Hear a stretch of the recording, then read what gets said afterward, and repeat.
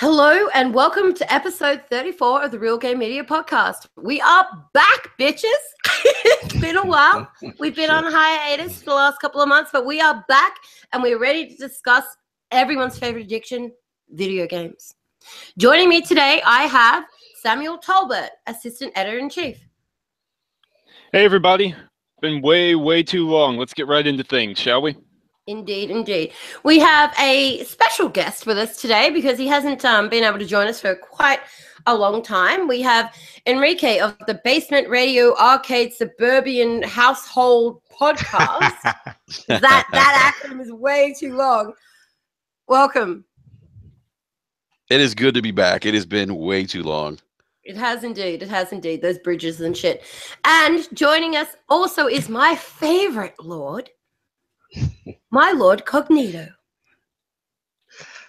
It is a pleasure to be back at RGM. Long time to talk to everybody again. Enrique's in the building, so that's good. Absolutely. Remember, it's the Lord's Day. Cognito's here. Yep. That's right. That's right. Everything is fine. The light is upon us. All guardians are happy and healthy. Now the Lord Cognito is in the house. Exactly. Okay, so today we are going to be discussing, well, a shit ton of stuff. Starting off with, we've done our introductions. We're going to talk about what we've been playing. Then we're going to move on to recent and upcoming game releases with Call of Duty WWII, the Destiny 2 expansion, Curse of Osiris, Star Wars Battlefront II's new launch trailer, Cuphead and its physical release, but is it really physical? PLAYERUNKNOWN'S BATTLEGROUNDS coming to Xbox One in December, Horizon Zero Dawn, the Frozen Wilds DLC, Final Fantasy 15 episode Ignis, and a plethora of other video games. From there, we're going to have a little bit of a chat about the Xbox One X release and also the realism or the demand that social media seems to have for everything to be at 60 FPS on the Xbox One X. We'll have a little bit of a chat about everything that came out of the Paris Game Show. And then, of course, everybody's whinge and bitch session, what grinds my gears. But before we get into that, Samuel Tolbert, what have you been playing this week? Okay, let's see here. I have been playing entirely a crazy amount of Middle-earth Shadow of War, which I put my review out a little while ago, and all I can say is it is fantastic. It's everything I wanted and more. If you liked Shadow of Mordor, if you didn't like Shadow of Mordor, you'll absolutely love it. It takes a lot of the first game's themes to their natural conclusion. It's like just because you're bound by canonical lore of what happens in Tolkien's works, they can still do a lot of crazy things with it. The gameplay is fun. The Nemesis system is crazy. It's an absolute blast. I could talk about it for hours. Let's see. I'm going to use this word in quotation marks. I've been playing Cuphead, but by that I mean more struggling against each and every boss for hours and hours and resisting the urge to put my controller through the window. It's interesting. It's frustrating, but at the same time, I'm addicted to it. It's an absolute blast. Oh, let's see. That's not even getting into the untold hours I've been putting into Destiny 2. And let's see here. What else? Also, may or may not have been dusting off The Witcher 3 in prep for the X enhancement patch when that comes out very, very soon. Nice. So, yeah, that's the major ones. That's all the major big hitters. Okay, awesome. Mr. Basement Radio Arcade Suburban Household Podcast, what have you been playing? BRAP has been playing. All right, so for anybody who doesn't understand it, I think it's ludicrous that his acronym for his podcast is the Basement Radio Arcade Podcast. It's well too many words already, so I feel like I need to add an additional 6. Oh, my God. And I think that's a short version, too, for you. It really is. That is the shorter version. I can actually go on for about 3 minutes straight with that. But hey, let's. What have you been playing? Really, I mean, the only thing I've really been playing is Wolfie, the new Colossus. That's pretty much it. That's not a bad choice. Dabbled in Destiny, but Wolfenstein, I'm going to put it out there. It's probably the best first-person shooter I've played this console gen. That's strong talk. Wow, that's is that because you're really bad at Destiny? No, it's not because I'm bad at Destiny. No? Okay. No. Checking. No. All right, so all you've been playing is Wolfenstein, and that's why your light is still really low. Yes, exactly. Actually, that's why my light is low on Destiny. I got to get back. I got to get back up with Addict because You Addict really got me do, up pretty because quick. if you want for us to take you into that raid, I need for your light to be above 3. I got to finish Wolfie first. Okay. He's focused right now. Yeah, I got to finish Wolfie first. But then I have a feeling I'll finish Wolfie and I'll get sucked into Assassin's Creed because I heard that's pretty good. But just Wolfie, and like I said, I just think it's the best first-person shooter I've played this console gen. I mean, I don't want to give too much away, but let me just say, memorable characters, great dialogue. I played the first Doom. I played the first Wolfie on PC back in in '93. Was it? Yeah, probably. Remember. Yeah, and so to see how that character has transformed into this living being who has emotion, Nice. And how they kind of humanized him in this game. I mean, it just blows my mind. So, Nice. yeah. Okay. So And you definitely get to kill some very fine people. Yes, exactly. Yeah. Sam is out of control. Yeah, you get to kill Nazis. But yeah, I'm having a blast with it. So I like how until- Sam was able to rattle off about 10 games that he was playing in half the time that you've been able to tell us about the one game you're playing. That's how great it is. That's just how good it is, though. I mean, it's just such a good game. Has anyone else played it on the panel? I have not. I I've haven't been yet holding out. because I've been stuck holding in out what to the I've been Senate. playing. No, but I mean, I earned all 1,000 in the new order, and I've played quite a bit of the old blood, so I can definitely respect where you're coming from. I Yeah. absolutely love that. So if it's anything like that, then it's a winner in my book. Sam, when you play this game, you are going to be like, "Wow, it's better. It's the best that I've played of all the new Wolfie games. It's better. It's better. It's So better. good. That's such good England. That's great England. All right, so my lord Cognito, what have you been playing?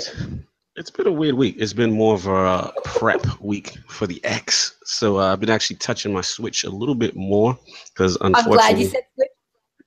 Yeah. Oh, you know what? I don't mean to interrupt, Lord. I've also been playing Mario Odyssey, so I'll throw that in there real quick. Yeah, Odyssey. I've been touching Odyssey, having fun with that. But surprisingly, this little indie game on the Switch, if you've been following my timeline, has really taken up my time all the way. Is that This Is the Police from Weapy Studios, and this game's crazy. It's absolutely nuts. I'm hooked. I love it. Moral choices, social choices, people management. This is why I love indie games. Oh, this game is amazing. And like I said, salute to Nintendo for allowing that on the platform. Mature rating, y'all. So keep it away from the kids. Lot of great content in there and amazing writing. And I believe the voice actor from Duke Nukem plays the main character, which is the police chief that you play. And the game is really a gem. I advise anybody to check it out if they have time. Yeah, right. Okay, I'll definitely have a look at that because I mean, as you know what I'm like when it comes to indie games. I'm like the biggest advocate in the community for indie games.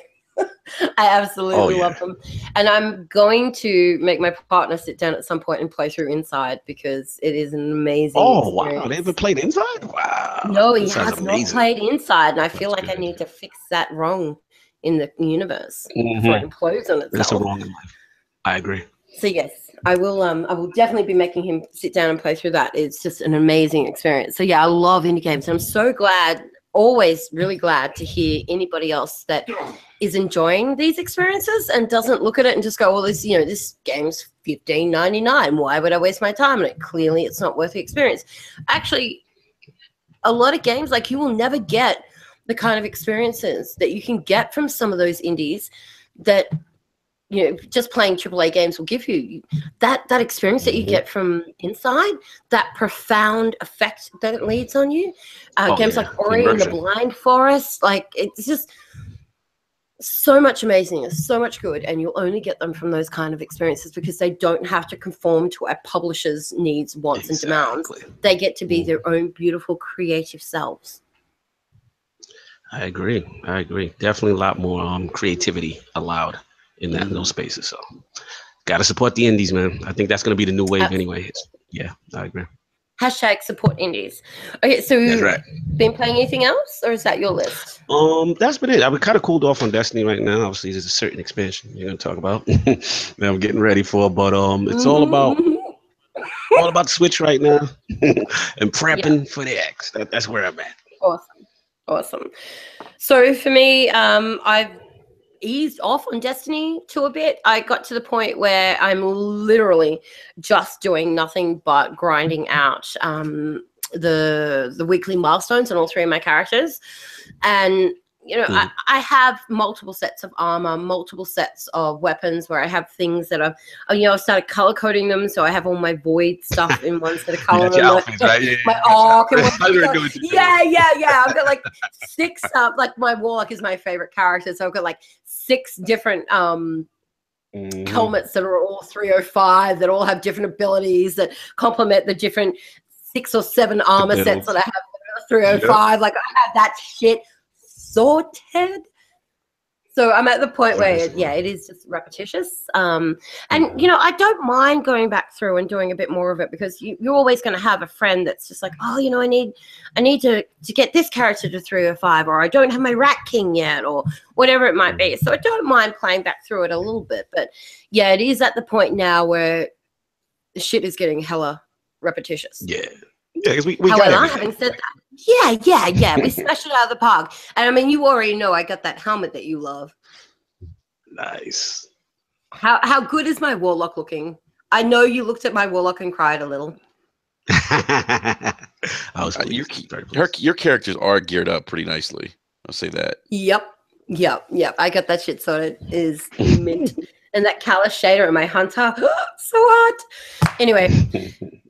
Moving on from that, apart from Destiny, I have been all my friends will think I've been playing a lot of Trials. I haven't been playing a lot of Trials. My partner's been playing Trials on my profile and beating all your scores. That's right, bitches. All your scores have been beaten. So you're going to have to log back in and fix that shit. But I have been playing a little bit of Call of Duty World War II for the very brief 32 seconds that the servers have been operational. It's been pretty bad. I won't go into it right now because that is one of our discussion parts in our upcoming releases segment. Not overly impressed. But anyway, we'll move through to that. So apart from that, just little bits of this and that here and there.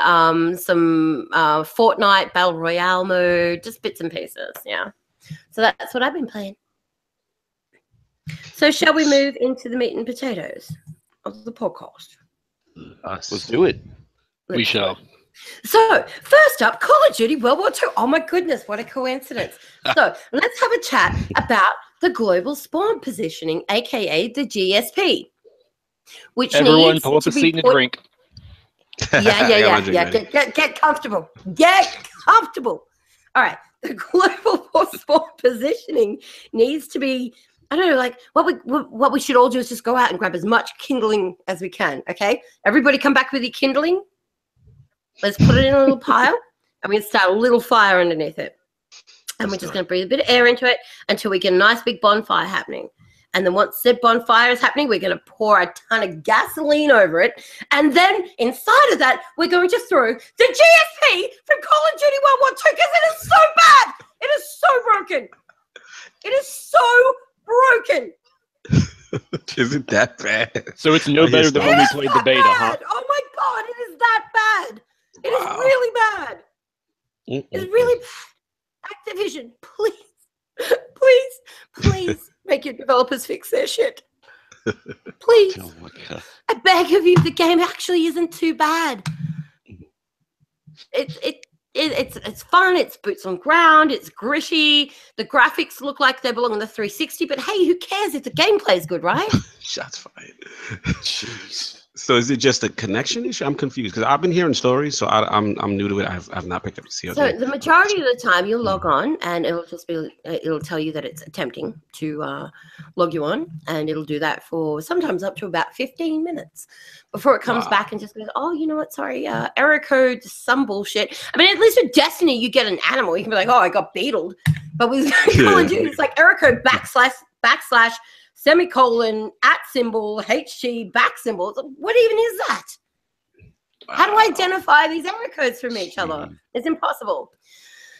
So yeah, that's the main issue at the moment. And a new patch came through today, and it seems to have fixed that issue. So we are online. We have been playing, and look, I like it. It's a lot of fun.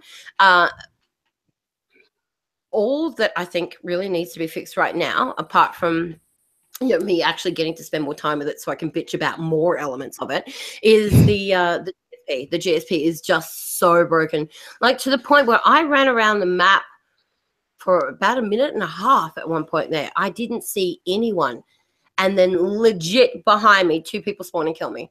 It's like, damn. Okay, Sledgehammer. Yeah. So I legitimately got to the end of the match. I slowly, because I wanted to break something so badly, I legitimately slowly and gently put the controller on the ground, then slowly and gently took the headset off my head and put that on the ground, picked up a cushion beside me and started beating the shit out of the ground with it. Like, I was just Clearly this game has affected you right now. Yeah.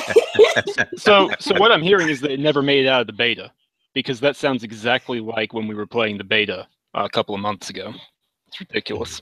Yeah, I don't see a great deal of difference between the current deliverable and what we got in the beta, apart from different maps. The GSP still is broken as what it was. And here's the thing, right? So whilst I complain about installments in the franchise like Infinite Warfare and Advanced Warfare, and there's been a lot of warfare. But whilst I complain about things like that, the GSP in those games are actually better than the GSP in this game. And I don't understand. How is it that we're going forward with technology, that we're moving into the next installment in the franchise, but somehow we're going backwards with GSP? The algorithm cannot be that complicated. How can you fuck that up so bad? It's pretty surprising considering, how big that title is for Activision, and obviously the beta and stuff like that. I mean, I thought usually with launches of games of that magnitude, that you always expect some type of problem at launch, but I'm hearing like you're saying, like this thing is really continuing. So I'm actually surprised by that. It still hasn't been resolved. Mm-hmm. Yeah. So has anybody else here been playing it since its release, or am I just the only COD tragic? I'm not interested. I'm the only COD tragic. Okay. Well, in that case, actually was interested in the campaign because the trailer looked really, really cool with the focus on the concentration camps and the horrors going on behind enemy lines there. But it's like, if I'm going to play it just for the campaign, I can wait for a price drop or 3. Yeah. Fair enough. And look, I do feel like we are actually going to have that ability to be able to purchase just the campaign or just the multiplayer aspect not too far in the future as well. So for anybody who's in the same boat as Sam that just is interested in the campaign but not the entire deliverable, do continue to hold off, because I feel like all this conversation that has been had over the last 12 months about actually giving you the option to play just the campaign or the multiplayer is not going to be too far down the track.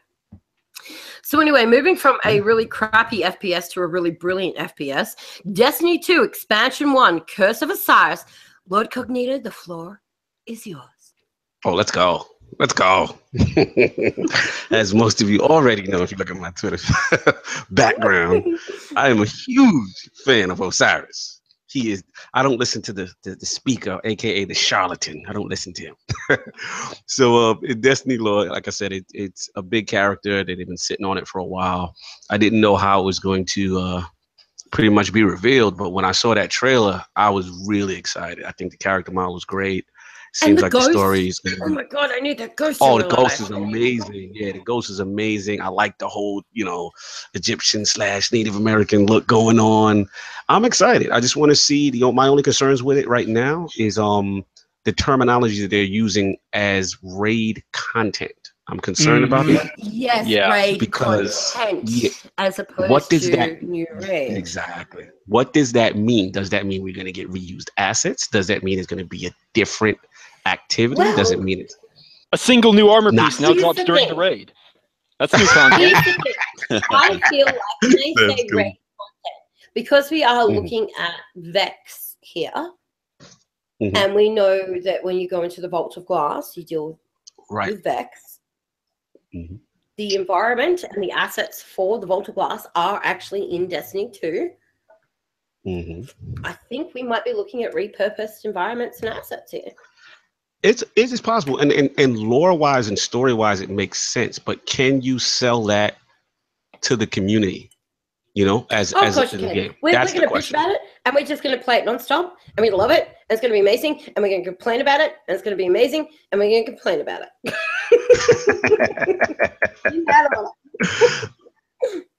I'm probably the wrong person to ask because I'm such an Osiris fanboy, so I'm excited. I know you are. And that's why you are Lord Cognito. Thank you. But yeah, I'm definitely hyped. We'll see what happens, and like I said, hopefully we get a balance patch and some end game adjustments so that the hardcore will actually have things to do once they reach max light. So how do you feel about the error codes in Destiny and the frequency that they're coming out? Because I feel like every single time they do an update to that game and they're like, oh, we're doing maintenance, we're fixing stuff. I'm like, oh, this should be good. And then I log on, it's like more shit was broken than what was fixed. Yeah.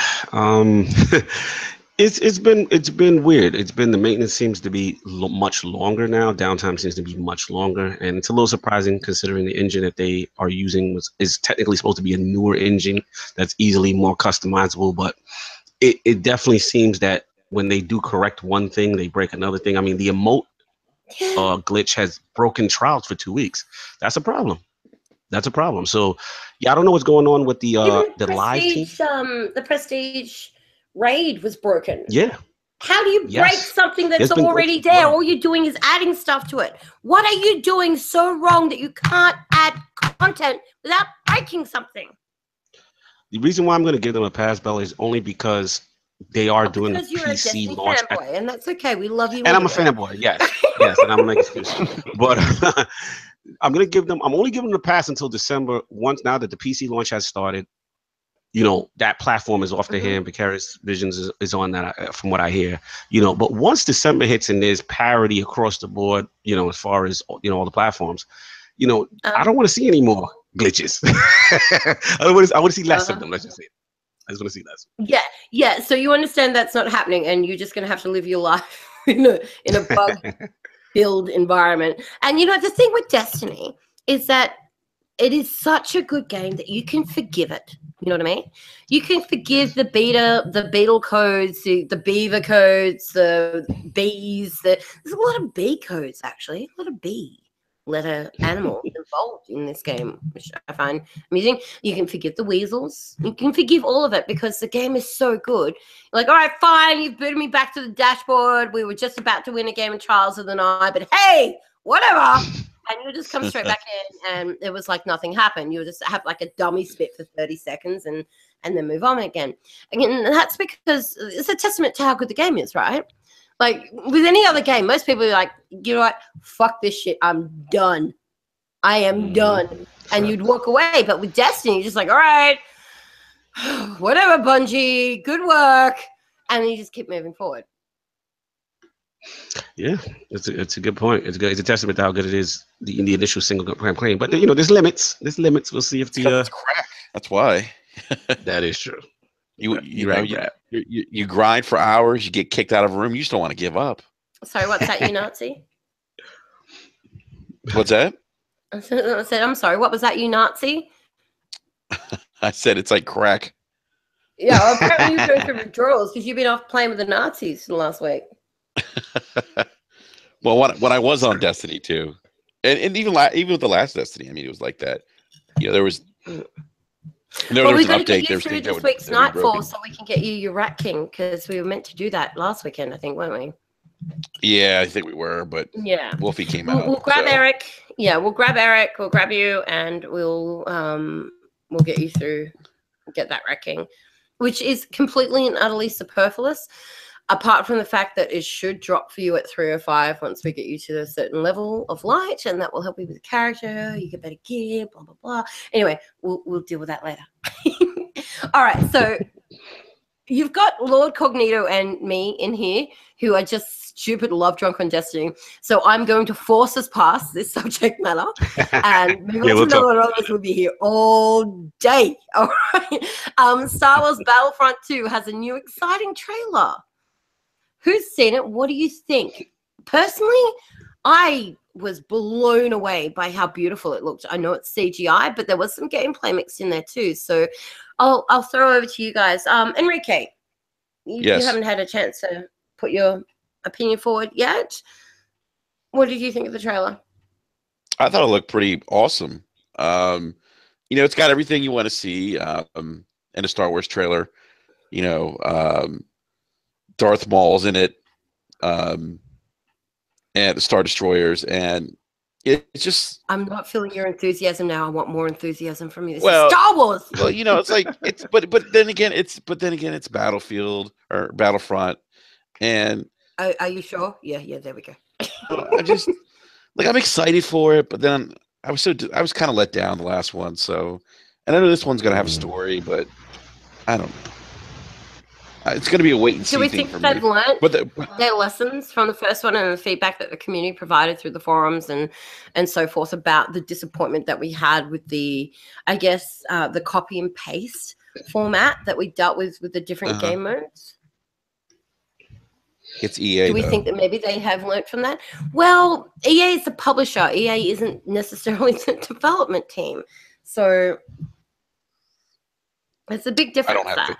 It's like saying that nobody is going to like the new Call of Duty because it's published by Activision. Well, they're not the developers. Sledgehammer is. Well, what studio is working on this on Battlefront 2? EA Criterion and EA Dice. Yeah, so I don't have faith. Recently restocked with new members, actually. There we go. So a lot of fresh blood in there, a lot of new creative direction, and a lot of passion that's just been added into the development cycle. So I'm cautiously optimistic, but optimistic nonetheless. What about you, Sam? What are your thoughts on Battlefront 2? I would agree. I'm extremely excited for the fact that it's Star Wars and they actually remembered, oh yeah, more people played the Clone Wars and the prequel era battles and enjoyed Darth Maul and Yoda and all that sort of thing and battles on Kashyyyk with the Wookiees than they do the newer stuff. And so that's all fine and dandy. I love the fact that they've got all three eras. They've got a bunch of different heroes. All the DLC is free. I feel like that's sort of been lost in the commotion, but all the new DLC maps and heroes or whatever is free, so that's fantastic.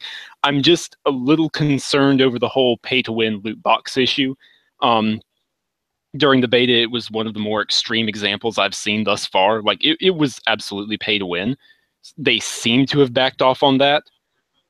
And in combination with the fact that there's actually a campaign from the Empire's perspective, that's really, really tempting. But I'll probably still wait a little bit nonetheless, just to make absolutely sure that they aren't pulling any tricky shenanigans or anything like that. But I'm still very excited. Yes. I want it to be good. I want it to be great. So again, another cautiously optimistic? Yes. That's two cautiously optimistics. Thank you. Lord Cognito, where do you sit? 3 cautiously optimistics. Yeah, I mean... I don't know. I mean, they already turned me off with the loot box thing, and I'm like, all right. And then the first one I wasn't a fan of at all. So, the story single player content was kind of lacking. I like what Sam is pretty much on the ball. My thought process as far as I like what they're trying to do as far as melding the eras and things of that nature. And it's Star Wars, it looks like it has potential to be fun. It's just, I don't know. I'm kind of cautious. I'm going to wait, see a couple reviews, a couple of my peers, you guys get it. If you guys are really enjoying it and you tell me it's safe to dip my toe in the water, then maybe. Well, you already know what I'm like, Cognito. I will be very, very straightforward about that. Mm-hmm. Exactly, which is what I expect. So, I mean, again, I will say this, graphically, amazing. It looks amazing. Visually, I can't take that away. Looks awesome. It really looks good, and I believe that's another 4K 60 title. Don't quote me. I believe it is, but it is. I remember seeing. I remember seeing that. Sam, we were there at E3 together, and I saw it, man, and I was just like, wow, this thing looks sick. So, and wasn't that one of the hardest games to get into? You remember the lines for that? Oh, the line was insane. Remember that? Oh, the wait for Star Wars was nuts. Mm-hmm. And that whole random, hey, we're going to update, like 60 new slots here on this hour, so get in and hope the app doesn't crash. Which of course the PlayStation app doesn't crash. Oh yeah. Remember that? Oh my god. E3 memories. Lovely. All right, so the general consensus is cautiously optimistic for Star Wars Battlefront 2 coming to an Xbox near you soon. Oh, and PlayStation. So, moving on from Star Wars, let's go to something a little bit more old school. Cuphead and the controversy over its physical release. Sam, I'd like to hand the floor over to you on this one because I know that you're all up to speed about said subject. Would you like to educate the community who is losing their shit over Cuphead but going to a physical walk into EB Games and buy option? Happily. Okay, so by a physical option, what was clearly meant was the ability to buy the game and get a nice little case and some vintage artwork that, fits with the aesthetic. Because, I mean, seriously, take a screenshot of the game at any point, and it looks like it belongs in a 1930s cartoon. It didn't mean it was literally on a physical disc. This was explicitly spelled out. But is that enough for the ravenous hordes? No, it's not. So naturally, a lot of people took the information, ran with it. They have clarified as of earlier today that there is going to be a physical disc option far down the line. I'm not sure exactly the timing on that, but this is just a, hey, do you want the box? Do you want the art? Cool, you can get that and the game. You can walk in and buy it instead of having to go through the store. That's gotcha. All. It's really quite simple. Uh-huh. So Sam, let me ask you a question. Is this more of a people are upset about not getting a physical disc? Is that what's the uproar about? That's what I'm confused. The uproar seems to be the fact that you're not getting a physical disc with the game case. Yes. Gotcha. Physical media striking its ugly head again. I don't know. I just feel like there's more pressing things out there to get worked up about than a disc. There are, but when has that ever been a convincing argument? Yeah. I'll wait. Yeah. Gotta love social media. So apart from that, though, has anyone actually been playing Cuphead? Yes, I have actually. I've been enjoying it. It's ridiculously frustrating, as I think I mentioned earlier, but it is a ton of fun. It's well worth the $20 asking price, easily. Yeah, right. Oh yeah, absolutely. Mm-hmm. All right, so I like my TV, I like my controllers, and I like my Xbox. So I haven't installed Cuphead yet. I try not to throw the controller at the TV. You're right. Yeah. Well, I can't have Call of Duty and Cuphead in my household at the same time. That will not end well. Yeah, I was actually going to say, we're dealing with Call of Duty server issues right now and Destiny server issues. You might want to eliminate one or both of those problems first before adding on additional stress. Keep the blood pressure in mind. I feel like that's going to be good for everybody involved. All right, so moving on from Cuphead, PlayerUnknown's Battlegrounds gets a release date of December. We are about to have the first decent battle royale, apart from Fortnite, because I'm actually kind of enjoying that. Although there is a lawsuit. Anyway, let's not get into the lawsuit. But I am actually really enjoying a little bit of the Fortnite mode. And from what I've watched from our streamer, actually, Norseman, who is going to be streaming right after this podcast for Real Game Media, he has been playing a lot of PlayerUnknown's Battlegrounds, and that game looks so good. The anticipation levels by pretty much everybody that I've spoken to about this game are at like the highest temperature ever. This is going to be massive. Like, I feel like a lot of games are going to become ghost towns in December as soon as this comes out. What do you guys think? Are you excited for it? Have you played it on PC? Have you watched streams of it? Talk to me. I have not played it on PC. Oh, no, you go first. Sorry, I didn't hear you. Someone else want to go? It's all right. No, you go. Go for it. I haven't played it yet. I have been watching a ton of streams. It looks like an absolute blast. It looks like totally the sort of game you grab as many of your friends as possible and just throw them all in. It's like, okay, let's just lose our minds. Let's have a blast for hours here. I'm excited. I'm definitely hyped. And I mean, the game is sitting at 19.5 million sold on Steam, over nearly 3 million active players at the same time, it's not going to have a population problem at all. I agree. I'm curious on BRAP's perspective on PUBG. I'm curious. Can okay. Hispanic please weigh in on that? Yes, I will. I might be one of the few that's kind of just like, eh. You know, I've seen some live streams, and I don't know. It's just not. I don't know. I just don't see the appeal to it, at least for me. Really? There's just so much. Like for me, there's so much other content that's out there right now that I want to play. Is it because it requires you to be like really accurate and good? Shots fired! Wow. Just coming for the man. I smell that charge. Say the gloves are off. Early. We might have to duel it out on Destiny or something. Yeah, something got to go down. Really? That's a skill challenge. Yeah. Really, you want to come at me on Destiny? I'm gonna be free right after this podcast. Or maybe you know what? Maybe on PUBG. Maybe we do that then. So you're reverting to something that isn't releasing for a month because apparently I'm free right now for Destiny. So as soon as this podcast is done. No, I just know, like all joking aside, there's just so much other content out right now that I'm more focused. Really is, yeah. And not to say that I'm I don't know, if there's enough people on my friends list playing, like Sam said, it looks like a game you go in with a bunch of friends and have a good time with. I could see myself doing that, but I can't say that I'm like super hyped about it because I've seen it. I'm like, okay, it looks cool. But there's just so much other content that really just has my attention right now. So yeah, that's just my thoughts. I'm not saying that it's that's going to be a terrible game right now. It's not luring you just yet. It's not. Yeah, it's just nothing. Just yeah. Yeah, it's not doing it for me like Destiny or Mario Odyssey, Wolfie. I got Assassin's Creed that I'm looking at next. Yeah, so that's on deck for it too. Yeah, and then all the other stuff that's coming out next year too. So I still feel like it's a ton of excuses, but that is fair enough. And, well, actually, and then my aim is apparently off.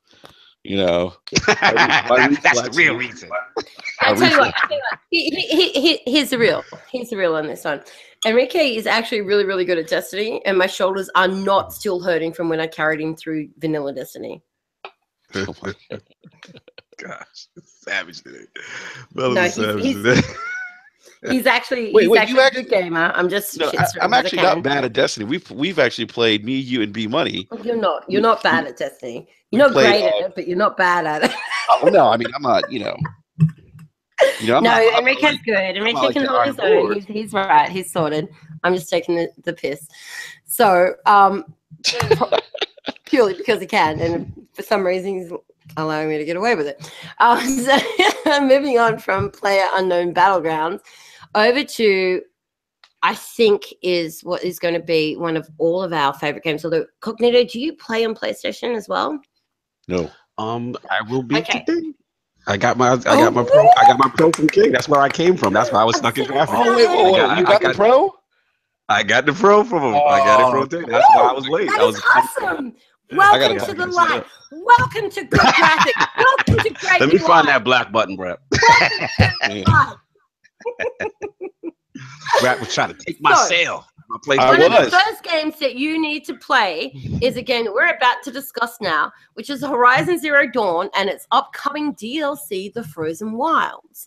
So, releasing next week is an expansion to what I believe is one of the most amazingly narratively driven games to release probably ever.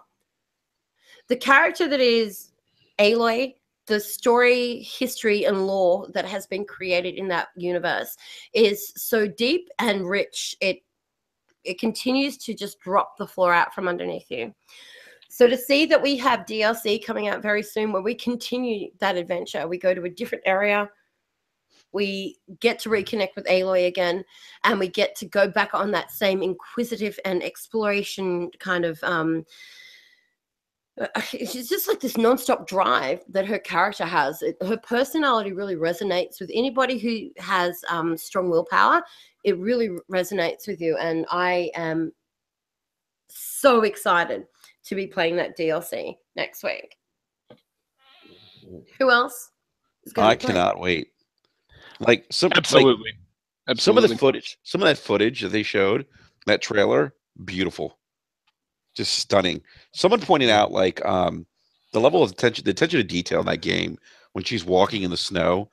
I think it was Jeff from Super Deformed Games Cast. He mentioned that the way she was walking in the snow, there's some kind of effect or something that actually happens in real life when you're walking in deep snow, where like it was like the snow was like compacting in a certain way. And he was like, it was so like, it was basically like what happens in real life. And he was blown away by that attention to detail. I went back and he shared that like specific clip. And I was just like, oh my God, this is crazy. Like just that level of detail.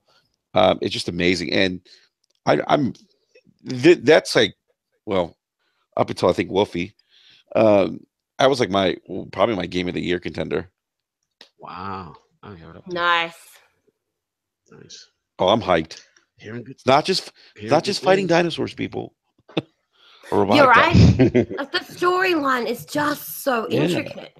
There is so much going on in that game. It's insane. And I think everybody here sorry, Sam, you go ahead. I was just going to say, and speaking of the storyline, I understand practically nothing of what's going on in the Frozen Wilds, and I love that. I want to go in as blind as possible. Yes. Yeah, I've tried to I've watched trailers, but I've done it with the volume turned off so I can see stuff. I understand we're going into a different area and whatnot. But yeah, I don't really want to know exactly what's happening in that space. So, all right. So, Lord Cognito, you really need to play. Oh no, that's a must. I was threatened by Lord King today. That's the game I have. One of the games I have to pick up as a showcase for the Pro. So that's on the list. We'll download it tonight once I set it up in all of its 4K glory. Cognito, it is literally, it's such a good game. I mean, the story is just fantastic, and Alloy's a character is just great. I mean, it's just you're gonna enjoy it. Yep. You're really gonna enjoy it. I can't wait. I got Last of Us, and that on the download queue. Those are the first two. Have you not played? You haven't played The Last of Us? I actually started it on PS3 for whatever reason. I never got a chance to finish. So I kind of want to start fresh because I hate when you go back to a game, you don't remember what you were doing, kind of thing. So I'm just kick it off. Plus, that 4K treatment. So I gotta do it right. Yeah. So those two are definitely exactly. All right, well, to wrap this segment off, into the next one, Final Fantasy 15, episode Ignis. The trailer has been released. There is now a release date. Of those who are playing Final Fantasy 15, please raise your hands. I'm over it. I raised my hand. There's only one person still left with the Final Fantasy 15 addiction. So for me, not only, and I know Sam did the same, Sam got his platinum on Final Fantasy 15 quite quickly. I got my platinum and then I went into New Game Plus and I replayed Final Fantasy 15. And then I took a little bit of break from it and then came back and I was like, I missed Final Fantasy 15 so so I replayed the campaign. And then the festivals started to release. So I went back and I played through the festivals and did the fishing and did all the fun stuff that they enable you to do. And then the beta came out for the multiplayer. So I played that. It took me 3 days to install the beta, mind you. It was horrendous. And then I think I went back and restarted the campaign again. So yeah, I like me a little bit of Final Fantasy 15. Nice. You know what? I don't get me wrong. I love the game. I just couldn't go back to it. Just couldn't do it. I couldn't stay away from it. And the thing that I'm most excited about Final Fantasy 15, and I tell you what, Square Enix, it's like you are living inside my head, is the fact that they are bringing out a standalone expansion for Final Fantasy 15 on PSVR. And it's fishing.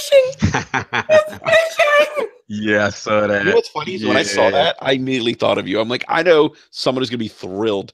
Thrilled about this. Yeah, I'm not gonna lie to you. I low key rolled my eyes on the fishing. I ain't gonna lie. I low key rolled my eyes. I was like, fishing? Really? That's what we doing now? I don't know. It's just not me. But for those who are excited about it, definitely. But I thought they were gonna give something else besides fishing. You gotta understand their market research for what kind of activities people were doing. It was skewed by all the time Bella and I spent fishing. So there you go. There you go. You was the test bed. Ben, I reckon if I added up all the hours, probably actually probably more. Let's go with 3. 3 entire real life days fishing in Final Fantasy 15. When you add up the gameplay time. Like, I spent I was on podcasts, right? Where I was just fishing in the background. Like, oh, well, I can do this mindlessly. Like, I think you're on BRAP a couple times fishing. I was on BRAP. I was on the council. I think I might have been on SDGCG or whatever their acronym is. It's another long one that doesn't need to be that long. Lots of fishing. Lots and lots of fishing. I even have a YouTube video up that is the record for the biggest fish caught in Final Fantasy 15. That is how much time I spent in that bitch. I love it.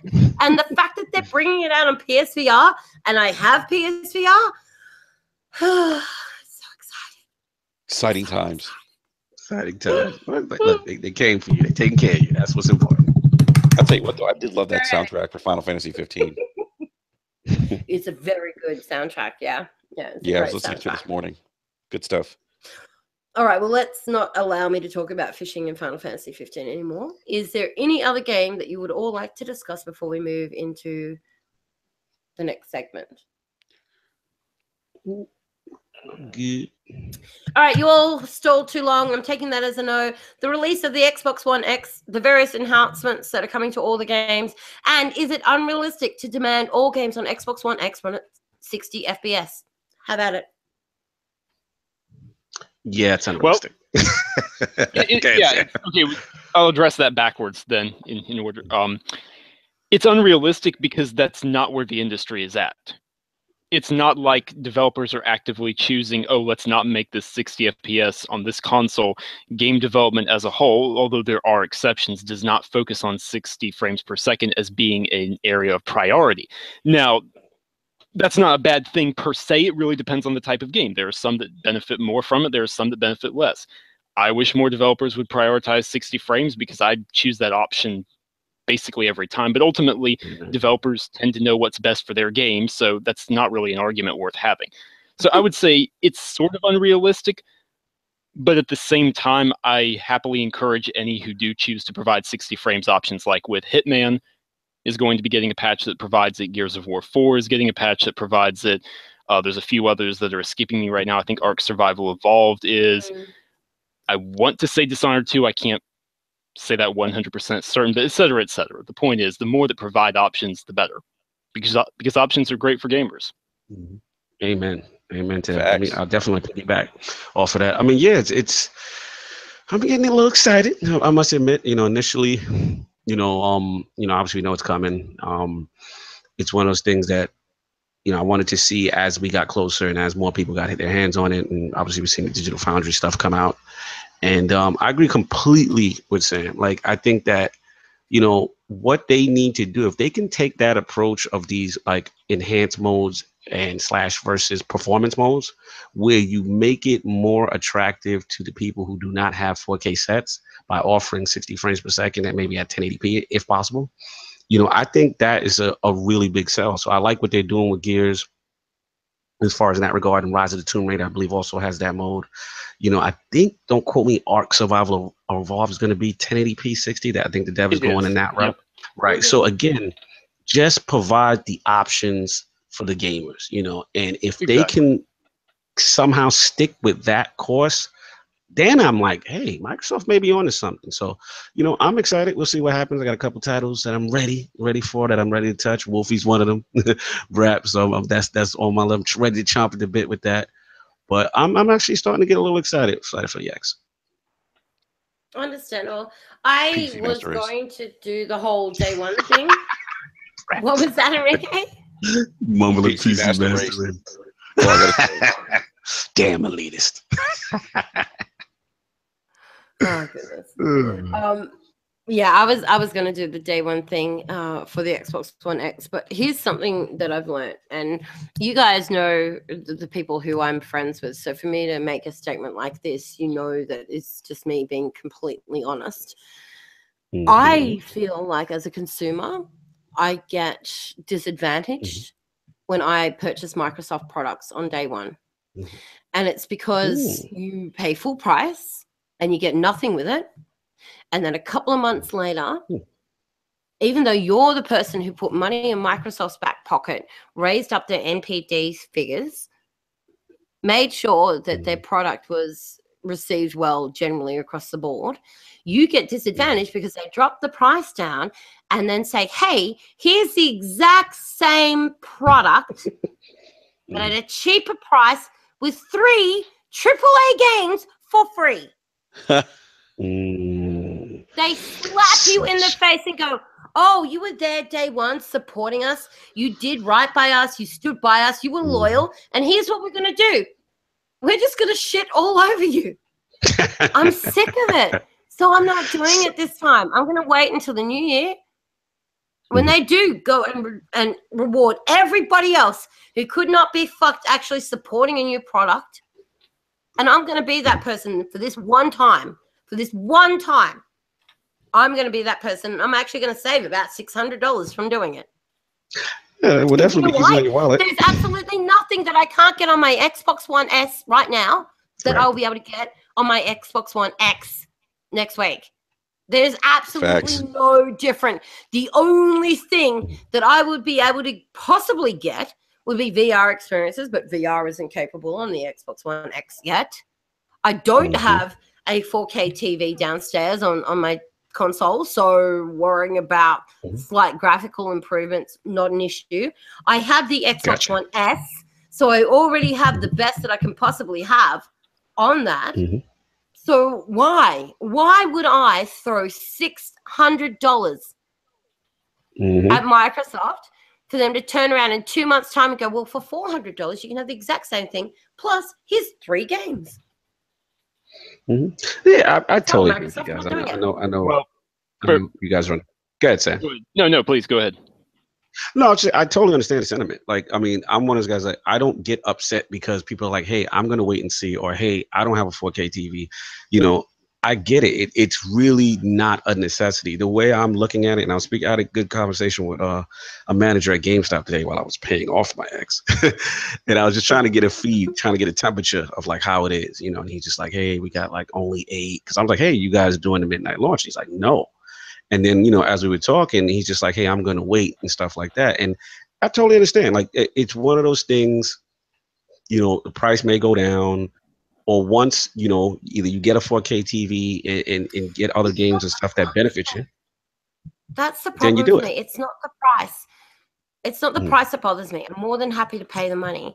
What I do not like is the bitch slap across my face that I cop 2 months later every time I pay full price for a product and I support these companies. I buy their new product. I make sure that I'm an early adapter, all this stuff. I do the unboxing, share my thoughts. You know, I am what they effectively. I'm one of those people who saves them millions of dollars of marketing every year. You know, all us who go out and buy their products the day that get released. And we like their product, and so we put a video review out, we put an article out, we talk about it on Twitter and Facebook. You amplify us by hundreds of thousands, they save millions of dollars in marketing. And what do we get as a reward for that? A slap across the fucking face 2 months later when they reduce the price by like 40% and add 3 games with it. There's nothing wrong with waiting. Yeah, I mean, there's nothing wrong with. I mean, that's as a consumer, that's your right, and there's nothing wrong with that. And I can certainly understand that perspective, you know, because we've seen it. It happens every time. Sony does the same thing. It's not just Microsoft. I'm not singling out Microsoft. No. They all do the same thing. They punish people who support them. And it's ridiculous. Like, that marketing model makes no damn sense. Yeah, I mean, the early adopters, you know. Technology is discounted as time moves on. Move it more at 11. Yeah. Talk about it. I mean, that's true. I mean, Sam's right. I mean, you know, as it, and that's the case with all technology. I mean, you know, people, you know, we know about the Apple iPhone that just dropped, the iPhone 10. I mean, that iPhone X. Yeah, the X. I mean, it's just, you know, that thing's going to be cheap. You know, 6 months down the road from now, they'll be. Does anybody see the irony in that? The iPhone X has just released as the Xbox One X is releasing. Yeah. But I agree with you, like, I'm not, like, I'm also like I was gonna get it, and then I was like, not gonna get it. And then I did the GameStop flip, and I was gonna get it, and then like I saw all these games were coming out, and I was like, you know what, I'm not missing out on anything right now. I don't have a 4K TV. I'm just gonna wait. Exactly, and all these games on your Xbox One, you know. Like, there's absolutely no experience that you're not going to be able to have on the current console that you have. And for most of us, we've not even had our Xbox One S's for that long. I know I've only had mine for about 6 months. This console's still brand new. Right. Let me play devil's advocate for the two non-X people in this podcast right now. I don't know where Sam stands. I'm just being funny. Now, let's just say there's a title that you love, or let's just say if it's, I don't know, Wolfie or Destiny for Bella, like, and let's just say they add one of these modes, so to speak, like a 60 frames per second mode, and there's like a real tremendous mode. Or let's just say, for example, hypothetical. I'm making up hypotheticals. Let's just say when PUBG gets released, the X1 runs at 60 frames per second. I'm going to say no. Would any of those? I already see where you go. Would any of those things, features for like a game that is like considered your favorite game, gets a real hit? Would that sway you in any way, or are you still like, no, that's still not enough for you? For me to run out, spend an additional $200 because I'm going to wait 8 weeks for a price drop and receive potentially three games. I mean, who knows? I'm speculating based off the precedents that Microsoft has already set. For me to run out and go, you know what? I don't need those 3 games because you probably won't. I probably will already own them. But they're codes I can give to my friends or, you know, my staff, right? So for me to say, well, I'm just going to piss that up the wall and pay an extra $200 to get a console that I can play the exact same games on, and only like the only difference is 8 weeks where I could not have to put that expenditure out there, still play the same games, but they're going to look a little bit better. If I want to play games that look a little bit better, you know what I'm going to do? I'm going to play them on my PlayStation Pro. Like PUBG, for example. Right. But even if, like I said, a game that you love is substantially performs better on the X, let's say Final Fantasy, you know, and then I only have 8 weeks that I have to wait to experience that on the Xbox One X. Unfortunately for me, Phil, you know I love you. Aaron, you know you're my man. I love you guys. You're great. I adore you. Ago, the lot. Chris Shala, you're all brilliant. Yabara, Keith, the lot of you do a brilliant job. You engage with the community amazingly well. The Xbox is a brilliant console. I love it. I spend the majority of my time gaming on my Xbox.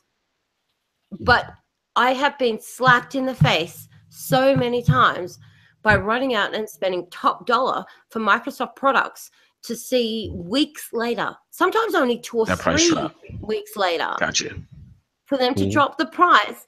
And I feel like they do not appreciate the fact that I work hard for my money as well.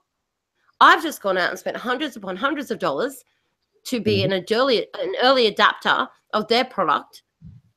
And what do I get in return for it? Absolutely nothing, but being told that maybe I should have just waited 2 or 3 weeks, because apparently it doesn't matter if you support us. What we're going to do is reward the people who didn't. Gotcha. Fair enough. Like I said, I totally get the sentiment, and just got to wait for that sale. Yeah. Be patient, you know. I don't care about the price. I'll still happily pay the same price, 3 or 4 weeks later. I'm just not going to give them the satisfaction of knowing that helping them on day one. Their money on day one. Yeah. All right, so let's not linger here too long because we could talk about this all day. Paris Game Show. A lot of stuff came out of Paris Game Show. So let's I'll rattle off a few things, and then whoever feels like something jumps out of them, we'll talk about that first. Detroit Become Human, heartwarming trailer release. Sucker Punch's new IP, Ghost of Tsushima, which I think I pronounced wrong, but hey. God of War's new gameplay. Shadow of the Colossus remake receives a new trailer, and The Last of Us Part 2 gets brutal new footage. All right, well, I'll go first then. So, Sucker Punch, I absolutely love you. Your new direction is fantastic. Thank you for dropping Infamous. Ghost of Tsushima looks beyond phenomenal. The Mongolian invasion of Japan is a very, very, very underrepresented part of history, considering how important it was and how much culture it changed and how it basically changed the course of Eastern history. So, I'm all for that. Fantastic combat, being a samurai / ninja, that looks incredible. I'm behind you day one there. Let's see here. What else was there? Detroit. It looked really interesting at first, and every time I see it, I get a little less interested. I was interested more in the multiple replay function and the Blade Runner-esque vibe it was giving off, and now it's all robot revolution, 3 laws nonsense, and it's like, okay, I can go somewhere else for that. I don't really need that. Please prove me wrong, David Cage. Please, I beg you. I want to, no, I'm serious. I want to be wrong. The vibe of that game really impressed me the first time I saw it. So please, hopefully I'm wrong.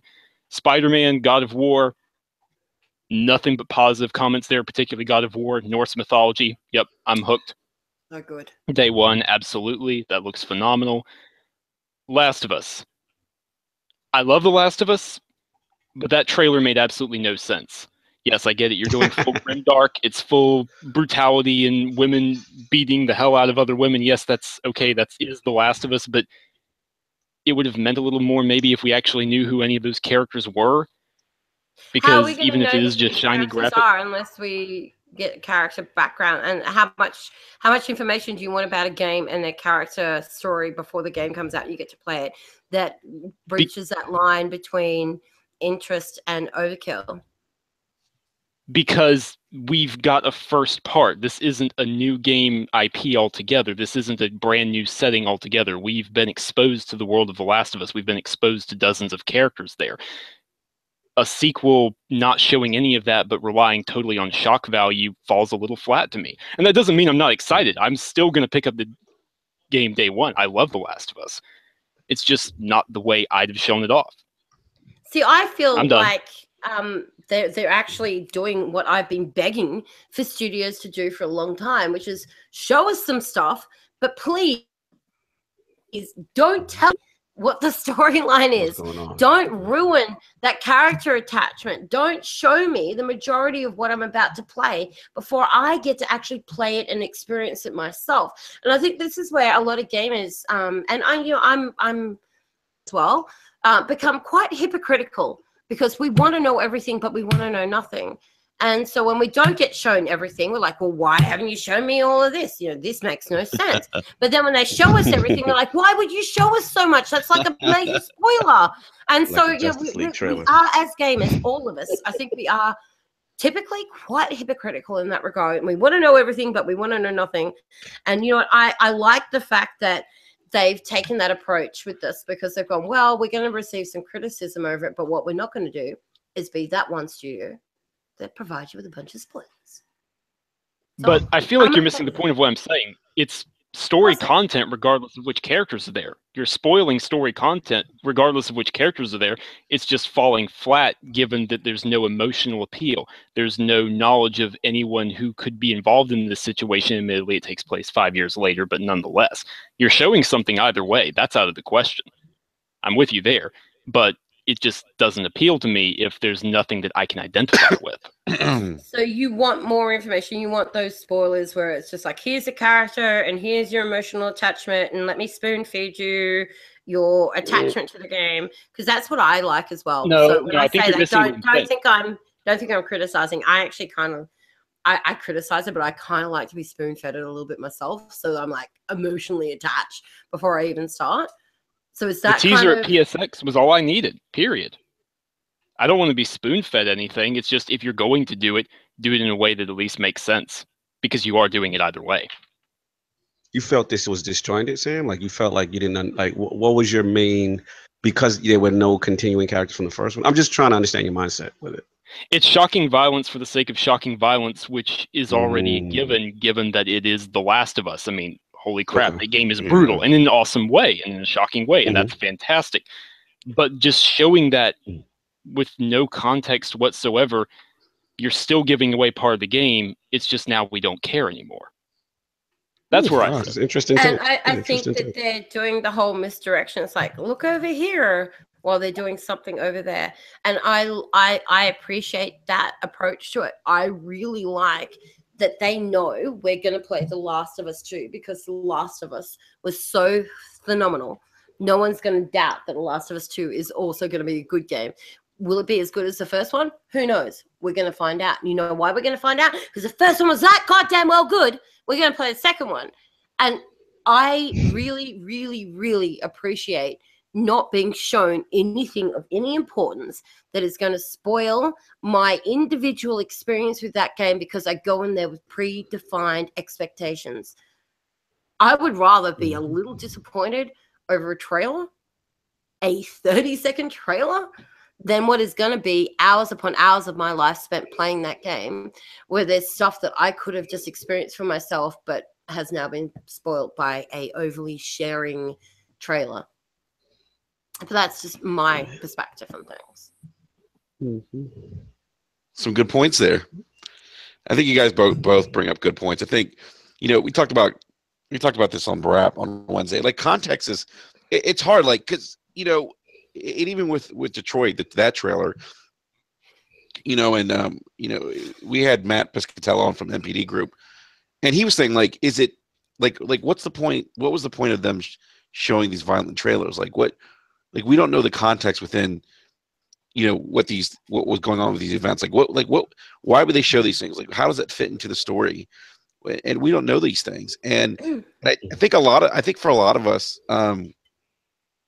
it's kind of like maybe new in a way to see that kind of like level of violence without really knowing in what context this violence is taking place in, as relates to, the actual game itself. We don't know these things, so we can speculate and we could assume that, okay, well, maybe, I've seen some people say, well, they're just showing violence for the sake of showing violence to try to drum up some hype in the game and and maybe some sales, maybe. But some people have said, no, this is, with The Last of Us 2, this is a different direction that they're going in, or not a different direction. This is kind of like setting the tone that that's something I got too. Like something worse, something even more terrible has happened since the events of The Last of Us, the first one. Here we are years later, something's happened, and things have gotten darker. And that could very well be the case. I hope that it's not. My hope is that that they don't try to make this game violent or dark for the sake of making it violent and dark. Because to me, that's going to ruin the game. Because the game, for me, as it stands, is perfect. I mean, it's one of the best games I've ever played. With Detroit and reading the David Cage interview. I mean, I think for him that's probably more shock value. I understand that there's probably like when I went back and looked at, read up on the game again and went back and looked at the trailer. I mean, I kind of understand what he's getting at. He's trying to kind of humanize this AI and I get that, but I don't know if that's the first thing you want to show to do that, to drive that message home. I can understand that trailer hasn't been well received. I'm not trying to defend the trailer either. I think, it probably was a little bit more than it needed to be. I also think that maybe it is trying to prepare us for what we are going to experience in that game. And if we can't handle the trailer, maybe don't get the game, sort of thing. Like, that's where I feel they're going with that. The other thing that has really pissed me off about that trailer is yelling and screaming on social media about violence towards women in video games. Where are the people that are yelling and screaming about violence towards men in video games? I'm so glad you said it, Bella. I am so glad you said it. Woo! I'm standing applauding right here from the other side. I'm glad there's a woman with like there's a double standard. Clothes. What about the video games that have men just walking around with nothing but t-shirts or a pair of underpants? Like, how is that any different? Why is there no uproar when it's a man that is barely wearing any clothes, or a man that's being tortured to death, or a man that's being raped? But if it's a female that's being put in that position, all of a sudden it's unacceptable. It's not socially correct. I'm pretty sure that more women are spending their time talking about equal rights than they are worrying about what's happening in video games. Like, how is it that women want equal rights, but unfortunately, when it comes to video games or movies, for example, if we're portrayed as not being as strong or as powerful or whatever, that's why we have an issue. Like, why are we complaining about that? Aren't there some real life issues that effort should be put into? And aside from that, whilst they're complaining about the way that women are portrayed, is there any time that we hear them saying, well, I don't like this video game because women are being, bashed in that video game, like the trailer for The Last of Us, for example. But it's totally fine when we watch another trailer like Star Wars, for example, where men are killing each other, or a game like Hate, where men are tortured to death. Like, how is the two different? Why is it okay for it to be a male and not a female, but equal rights are still expected? You know what I mean? Like, I feel like this is another conversation altogether, but in a nutshell, men are the expendable gender. And that's been the case in all media for pretty much all time. And unfortunately, I don't see it changing anytime soon. Well, that's we've been expendable gender in just life in general. We're the ones that get sent out to fight wars. I take issue with the main problem that social media has with The Last of Us trailer, being the fact that there are women being hurt. That's their main problem with it. Yeah. But these same groups do not complain when it is men that are being attacked, men that are being treated badly, men that are being portrayed as liars or cheaters or anything else. Like, women have so much more power than they actually have the right to, in my opinion. And when it comes to video games, it really shines through in instances like this trailer for The Last of Us. Yeah. For the record, I like the trailer. Good, bro. I just want to say something else. Like, the Paris Game Show, Sony's conference, reminded me of my biggest frustration I have with Microsoft. And it's like their roadmap. I mean, look at all the games they have coming out that are first party. Sucker Punch is doing a brand new IP, right? I mean, I got like Tenchu, Onimusha vibes. I mean, I just, and I'm thinking to myself, like what, like again, like I've been very going on over there. Let's just talk about it, right? Like, what's going on over there? Like, yeah, like they giving it a blueprint, and I'm gonna go in tomorrow on IOP. I'm so glad you meant it, because that's the difference. That's the difference. Regardless, people could say, oh, it's the same game. I've heard the same excuses all the time. And look, I'm a critic, not to cut on your point. You just got me amped up, right? Got me amped. I'm a critic sometimes when Sony doesn't give a release date, but at least there's a roadmap. You know what's coming, and you have to give Sony credit on presentation, right? Just on pure presentation, the way things are presented to you, it gets you excited, as to be a Sony gamer and stuff like that. And on the opposite side, what's going on? But when this is see Sucker Punch, and I'm like, they're dropping a new IP. I'm like, guys, come on, like, get with it. Yeah. That's my rant. Yeah, I'm going in. The thing is, we'll go ahead. Sorry. No, I'm just saying that I'm basically going to continue Actually, this. before you go into your rant, keep in mind we're just about to move into what grinds my gears. You may want Okay. Controlling myself. Go ahead, Sam. So on that note, let's move off Paris Game Show and wrap stuff up with what grinds my gears. Who would like to go first today? Lord Cognito, I feel like you're on a roll. Let's start with you. Oh, I don't want to spoil mine though, like because I'll go in, and I really want to save this. I'll switch it to something else. I mean, I guess the newest grinding of the gears is as far as like obviously we have the Xbox One X and stuff like that, and that launch. I guess I'm a little frustrated. What's grinding my gears right now is from Microsoft's standpoint of not having these patches ready. And I think that was a misstep. I think that if you're going to give out the review copies and stuff like that and systems and, get things going, you need to be able to showcase that hardware to see what the differences are. And to have a limited amount of software available for Digital Foundry, who you basically gave exclusive rights to, it's kind of disappointing for them to say, oh, yeah, we didn't get a chance to test this yet because, we didn't have the patch. And I was great. It was good information to know that just off of natural horsepower and, quote unquote, a natural in-engine boost mode by the system, that there are improvements, but you can tell that they're not optimized, right? Because certain games that have not received a patch, we're not seeing that. So it was good to learn on the information on that side, but at the same time, it's like, come on, Microsoft, like you have to have that squared away if you're going to showcase this thing. So that's what's grinding my gears right now and prep for the X. Microsoft, get the patches for these games that have these enhancements ready. Indeed.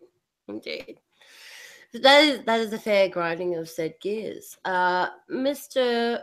Enrique, radio, household, basement, suburban, broadcast podcast. What is grinding your gears? Just taking a chainsaw to it, huh? Yeah, basically, right? I sort of just talked about it a little bit with Sony's Paris Game Shows conference with Microsoft. I mean, it's just frustrating for me because they used to put out new content. They used to take chances, and if you think about like this console generation, and you look at what Sony's put out in terms of like memorable IPs. We have Horizon Zero Dawn. We're gonna have God of War. We're gonna have I don't know how good Days Gone is. We don't know, but let's say Days Gone's another good game from Sony, right? We'll have that, right? I mean, they have all these like new IPs that have provided gamers such wonderful gaming experiences, right? And you got to go back to like the 360 to like pick out a game from Microsoft that like stands out, and that's Gears of War, like a new IP. I mean, the Sunset Overdrive was a great game, but didn't really catch on, and some of the other games that they put out really haven't been, I think, up to par. But that's what grinds my gears. It's like where's that creativity? And I mean, just take chances. Take chances. I mean, it's frustrating for me as a gamer when I'm seeing one company do it. Actually, I should say one company, two companies do it because Nintendo's doing it. I mean, Nintendo's put out two of the best games this year. Think about that. Two of the best exclusive games in 1 year on one platform. Mario Odyssey and The Legend of Zelda. Probably two Game of the Year contenders easily. And it blows my mind. Like, Microsoft, what are you guys doing? That's well, Cognito. I guess we'll talk about this tomorrow more. Oh yeah, we going to. It's gonna be the Lord's Day. I'm preaching tomorrow. Me grinding because he's like, I'm gonna do this tomorrow. Yeah, and look, that's not. I'm not trying to like. This isn't like a fanboy badge type thing. It's an observation. I've been around since day one with Microsoft, when nobody thought that any business launching a console. And I went back and I looked at some of the games they had on the OG Xbox I mean, Ninja Gaiden was an exclusive. Think about that. Let that marinate a little bit. Ninja Gaiden. I don't care about exclusives though. Like, I don't care what platform it's on as long as it's on the platform I have, which is all of them. So I'll just buy it where my friends are going to play. Mm-hmm. So that's my rant. That's all I got to say about that. Okay. All right. Mr. Tolbert, what's been grinding your gears? Well, I feel like you guys just took two dwarven smithing hammers to that topic, so I won't follow up there. But, quickly, you're right. Not showing a roadmap has consequences. You can argue that overshowing your roadmap has consequences as well, but when you leave people wondering event after event, well, it raises concerns, and very rightfully so. So, yeah, absolutely. Let's see, my issue. Okay. Microtransactions, everybody's favorite new word in gaming. I love microtransactions. Let's do something different. Best. I love it. It's so good. It's so. Okay. I can't even pretend. Please continue. This is rough. It really is, because you have games that don't perform as well as they should, and maybe if there were optional purchases, the studio would have survived, and it hurts seeing game studios close. And then you have other studios and other publishers, really it's the publishers, not the studios, on the other end of the spectrum, who shall go unnamed, but we all know who they are, who completely, utterly rake it in and are forever looking to monetize even further. And it's tricky. It really is. And I don't know what the solution is. Usually I stand by the creed that you don't present a problem if you don't have the solution, but I'll make an exception here. Something needs to give. Something needs to change. We can't keep on having $60 games, specifically $60 single player games completely miserably fail. And that's not fair, because the game was. Get to play $60. Sorry, what was that?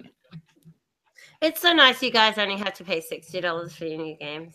Oh yeah, you've got the down under tax. That's right. But $60, $80, $100, whatever it is in your currency, it's not fair that studios and games are failing because of it. And I don't know what the solution is. Maybe a certain form of microtransactions needs to be implemented there carefully, but it definitely doesn't need to be in popular multiplayer games where loot boxes rain from the sky on Normandy Beach, and we all know how historically accurate that is, and the game would have sold 20 million copies anyways. But something has to give, because I want game studios to thrive. I want older types of genres to thrive. And it doesn't look like that's going to happen. Yeah. It really doesn't, and I'm concerned. So I'm legitimately concerned right now. That now that Call of Duty has moved from being a 2-year cycle with development studios to a 3-year cycle, that now they literally saturate the entire game with microtransactions, because God forbid they miss out on $100,000 over that 3 years because they're not on a 2-year cycle. Yeah, I mean, yeah, there's that as well. Exactly. So yeah. I don't know what the solution is, but that is an aspect of gaming I'm very, very concerned about right now. I think that's what grinds my gears. To individuals to acknowledge our impulsive natures when it comes to video games, and to really just go, right, do I need this? Oh, true. I heard a lot. Oh, and if we can do that. Yeah, I was like, was that Cognito? What's going on? My partner's like about a 5-point KD in COD at the moment, and okay. We had an interesting conversation with Matt from MPD about this before we went on air, and he was saying, this isn't the whole microtransaction thing. Really isn't necessarily born out of development costs going up. It's really born out of the fact that there's a market for it. They do, because they can. Because we buy. The data shows. Why would you not sell something? If you know people are going to buy it, why would you not sell it? Yep. And there's a market for it. And he said that. He goes, look, it's not because of rising development costs. He said it's because there's a market for it, because all the data that we see shows this. Mm-hmm. And that's what they're going with. Mm-hmm. Yeah. And I heard I heard you call off Activision. And we know about the whole Activision patent and the whole thing that they have with influencing gamers to buy microtransactions. That's the kind of stuff that really concerns me. Yeah. No, agreed. You're not happy with the algorithms? The algorithms are balls at the moment. Particularly the GSP algorithm is so broke. It is so broke. And that actually leads into what grinds my gears at the moment is the fact that Sledgehammer have had 3 years with a massively large budget and a massively large team of talented people. And the first 48 to 72 hours of release of this game, you can't even get onto the server. How can we not get onto the server? It's mind-blowing. How? How is it that broken? How? That grinds my gears majorly. They still charge you full price. They still expect you to buy those microtransactions we just discussed. How is this game so fucking broken? That really pisses me off. It has now become the norm. It is now acceptable for games to launch and be broken because, it's fine. There's going to be a day 1 patch, and then there's going to be a day 2 patch, and then there's going to be a day 3 patch, and whatever's not fixed by day 3, we're going to fix with the day 4, day 5, day 6, 7, 8, 9, 10, 11, 12, 13, 14 patches. And then at that point, anything that we haven't fixed by then, you're just going to have to deal with because shit's still going to be broken. And once a month, we may patch it if we're feeling generous. Billion-dollar company. Yeah. That's all I got to say. It's pathetic. It's pathetic. Grinds my gears. Yeah, it's pathetic. They should have had dedicated servers long time for how much money they are making hand over fist with microtransactions. For them to not have dedicated servers, and I'm the biggest. Why are they still Destiny using the fanboy, same and I'm old always engine? Why? Ridiculous. It's inexcusable to peer-to-peer or any type of hybrid. That should have been nipped in the bud from the beginning. So it's just trying to save money. At this point, I mean, just not spending the money on one of their biggest IPs. So we'll see if this thing continues. If it's as bad as you guys you're saying it is, and it continues, hopefully this light a fire under them, the infrastructure. They won't light a fire into people under them until the consumers start speaking with their wallets. Sales numbers stop buying. Yeah, which why I don't buy Call of Duty anymore. But that's the thing. You got to remember something. 90% of the consumer base of gamers, the casuals, they buy Call of Duty. They buy Madden. Yeah. There's that. But yeah, that totally grinds my gears. Like you're using an old engine. You're charging us through the nose with microtransactions. The graphics actually have taken a drop. Yet you're still getting the exact same amount of money. How is it that your shit isn't working? How am I spending 3 days trying to get onto your server? Makes no sense. Yeah, it's bad. So anyway, that is us.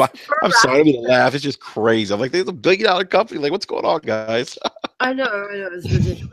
It is absolutely ridiculous.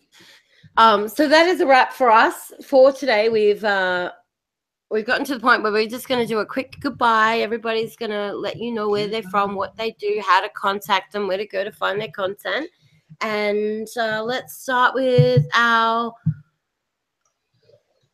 Basement Radio Arcade Suburban Household Podcast. Why Suburban got to be in it? That's what I got to say. You know, right? Suburban, Oh, my goodness. That's too funny. All right, so yes, it's actually Basement Radio Arcade Podcast, or BRAP for short, and it's too many letters and it's just excessive, and I don't understand why. Yeah, I love how it affects you. Like it really affects you right there. That shit triggers me. It triggers me. I think it does trigger her. She gets a little salty. She's like, why is your name so long? So yeah, we go live every Wednesday night at 9 p.m. Eastern Standard Time. Hey, actually, we're actually giving away a PlayStation 4 console for the holidays. Friend of ours in the community, Mr. Chicken Spaghetti, is actually going to donate a PlayStation 4 console for the purposes of giving it away for the holidays on our podcast. So definitely check us out. We'll have some more details regarding this giveaway in the next, I think, 2 weeks or so. If you want to give me a follow on Twitter, you can follow me at BRAP_podcast. Sure. I was waiting for that laugh too. You know what that story needs, Enrique? What's that? More dragons. More dragons. All right, Lord Cognito. My favorite lord of all the lords. Oh, thank you. Absolute pleasure. Lady Bella. And obviously Sam, I always get a chance to talk to you in a while, so it's always good to chop it up with you. And BRAP in the building as usual. So it's good. It's always great to talk game and have sensible conversations and passion. So you can catch me tomorrow. The Lords will be at our normal football season time of 11 a.m. Eastern. And it will be the Lord's Day tomorrow. We got a lot to discuss. And your very own Basement Radio Arcade Suburban Podcast will be one of our guests. Wow. I had to do the Suburban. That part makes me laugh. Oh man. He's in the building, baby. He's in the building. Eric Jackson. Sam, I got to get you on the show. Now that I have you here too, I got to get you on the show. That's long overdue. Love you. Yeah, we got to make it happen sometime, dude. Yeah, we definitely got to make it happen. You're cool with my boy Anchor. So, but yeah, tune in tomorrow for that. And on Twitter, Lord Cognito. Shout out to everybody in the chat. Really cool. Polar Beard. I know we were going at it a little bit. Shout out to you in the chat. That chat has been lit. Yeah, chat's been lit. I've enjoyed it. But Bella, thank you again for having me. It's always fun to be on RGM. And you know, always got you.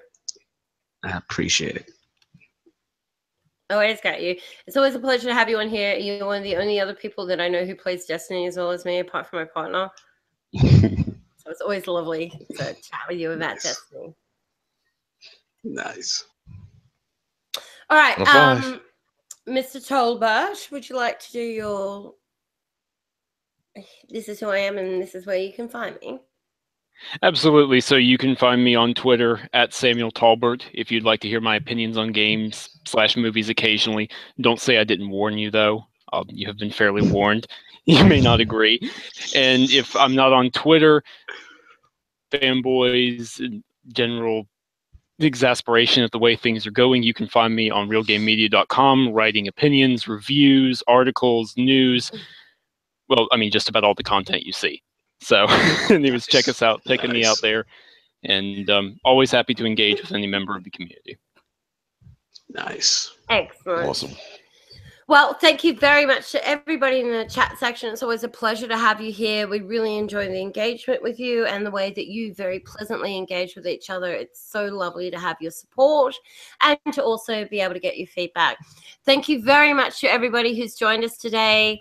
Enrique, Sam, Lord Cognito, it's always an absolute pleasure. We really appreciate your time and your opinions. We will be back again in, I'm going to say a fortnight's time, but we'll see how that goes based on the fact that we're getting towards Christmas.